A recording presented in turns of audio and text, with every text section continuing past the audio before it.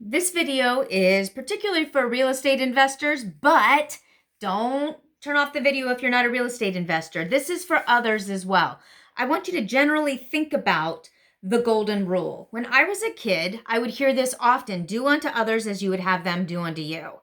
And that was the golden rule until Aladdin came on and he who has the gold makes the rules. Haha. But I still stick to, I try to treat other people the way I would like to be treated in that situation. And truthfully, I might do this to a fault, but as I do more things with my kids who are in their early 20s, rather than as an established woman in her 40s, I'm truly starting to see some attitudes that make me scratch my head. First of all, communication or lack of it.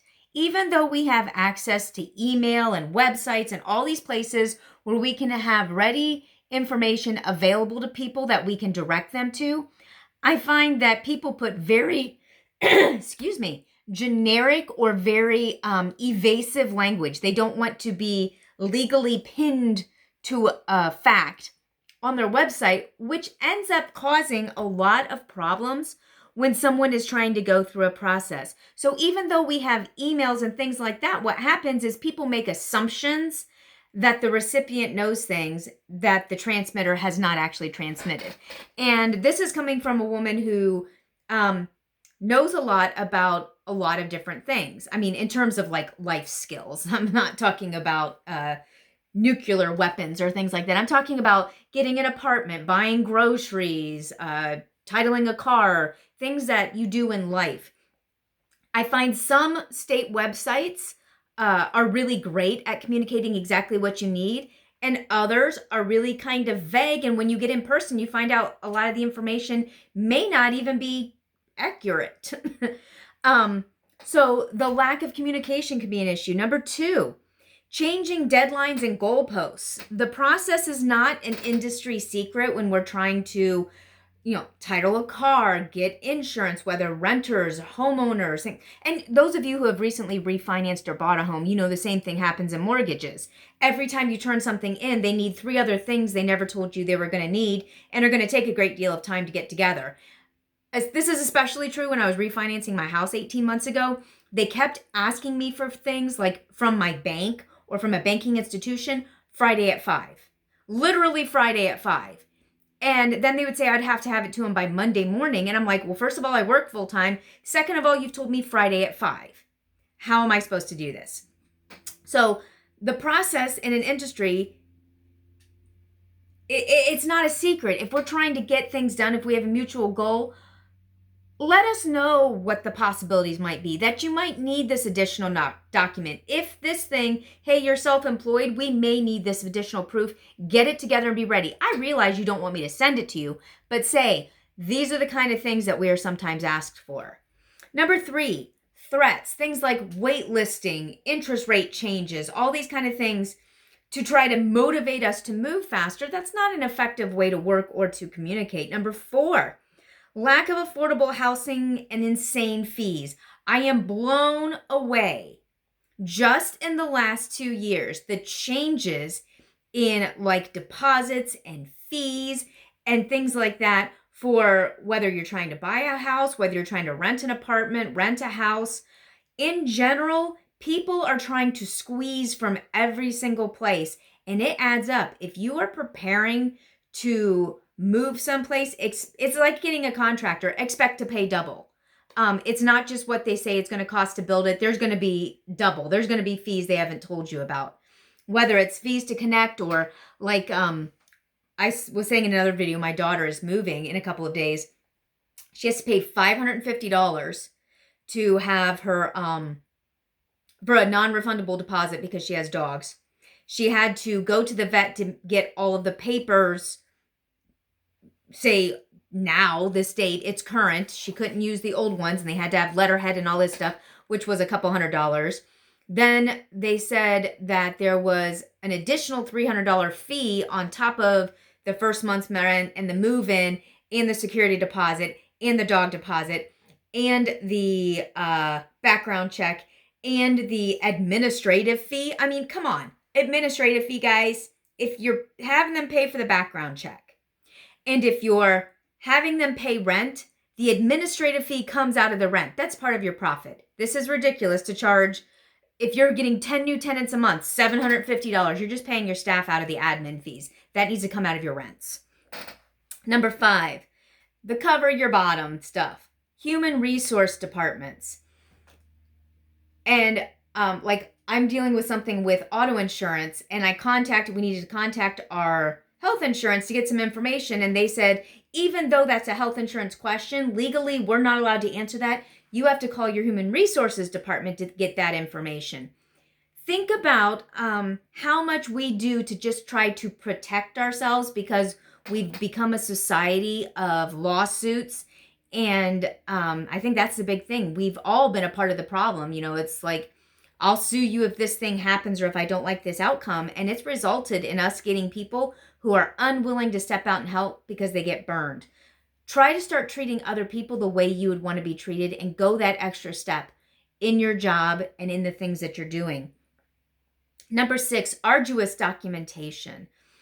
Likewise, with the rise of the internet that was supposed to save the trees, I feel like we need like 2 and 3 times the amount of paper.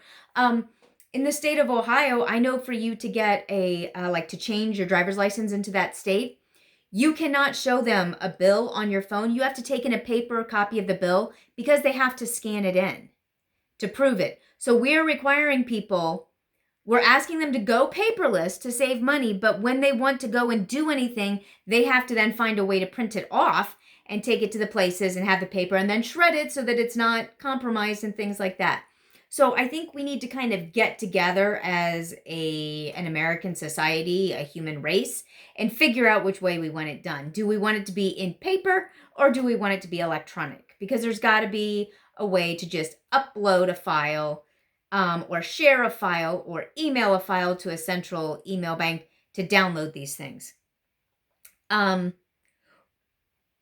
A couple years ago, I had a daughter rent in a larger complex, and another daughter a year before that rent in a duplex. And there was very clear communication. It was 2 short meetings and of like 20 or 30 minutes to like see the place. Is this okay? Yeah, great. And find out the details, all the paperwork. We brought it, handled it. It was all done. Then I had 2 other daughters get complexes, same city, but in larger apartment complexes. And I thought these would be a lot more efficient, a lot more straightforward, a faster process. It was the exact opposite. Property management companies, we need to get our crap together. As somebody who's starting to invest in real estate, particularly multifamily properties, this is a goal for me. This is something that's very important, and I want to call people in the industry that I'm entering to start to get your junk together, and don't worry as much about trying to figure out ways to raise rents, because you'll be a lot more efficient if you give a system to your people and communication to others that allows them to do their job efficiently, to communicate effectively, and know the exact process, and give potential tenants clear expectations. You have to recognize that they are your customer, but they're also going to be investing in your business. Your tenants, you are going to attract the kind of people that will put up with the kind of crap that you do. Sorry about my language, but if you offer great customer service, I'm not saying you have to serve people and be a pushover. I'm saying offer excellent service to people. People who are higher quality will want to come there. And you don't have to charge a premium for it either. You can just be a nice person. In fact, one of the apartments that my daughter was living in, one of my daughters was living in, was a very well-priced place in a very nice, safe community. And it was just because the person was so daggone nice and helpful and clear and said what she was going to do and did it and told me what she needed, and that was it. And it made it a wonderful experience, and her complex almost never had vacancies. You want to reduce your vacancy rate? You need to attract quality people by not being a pain in the butt. So, word will get out and get around. Don't be a pushover, but don't be rude.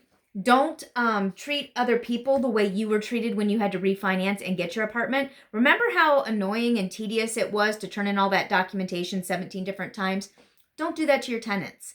Create a systemized approach. Even if you have front office staff and the property management team is going to make the final decision, empower your front office staff to know what the parameters are and what the expectations are. You can create a rubric or a grid that says, okay, in these credit scores, you can expect this. With this kind of work history, you can expect this. And this is the matrix, and this is the metric we're going to use to determine a yes or no and what kind of fees are associated. That's what you're doing anyway if you're running an excellent business. Make that information available to the people you're renting so that people can see what's happening. Transparency will bring you quality tenants. So the golden rule, do unto others as you would have people do unto you. I'll end it by saying, when you get that place, that house, that apartment, that dream job, whatever it is, make sure you continue to earn it every single day. I'd love to hear your comments, thoughts, rants, topics you'd like to hear about in the comments, and I will see you on our next video. Bye.